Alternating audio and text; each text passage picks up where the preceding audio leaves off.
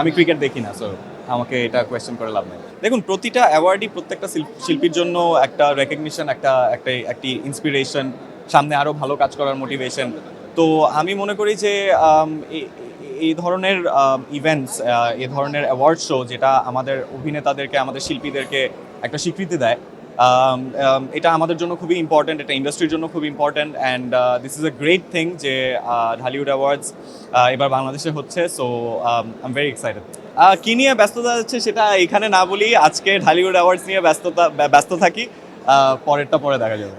আপনি সবসময় সোশ্যাল মিডিয়ায় খুব অ্যাক্টিভ। আমাদের ন্যাশনাল টিম এবার ইন্টারন্যাশনালি খেলছে না বিশ্বকাপ, এটা কি মোটামুটি আমি ক্রিকেট দেখি না, সো আমাকে এটা কোয়েশ্চেন করে লাভ নেই। আচ্ছা, এর বাইরেও যদি বলি যে অ্যাওয়ার্ড যাচ্ছে, আপনি আসছেন, নমিনেশন আমরা জি? কি সুখবর পাচ্ছি কিনা? বুঝিনি। আজকে কোনো সুখবর পাচ্ছি কিনা? আমি জানি না, দেখা যাক। আই বিন নমিনেটেড এবং জাজরা কি ডিসাইড করে সেটা দেখা যাক। কংগ্রাচুলেশনস টু যারা যারা নমিনেশন পেয়েছে, সবাইকে congratulations and best of luck to everybody. Thank you.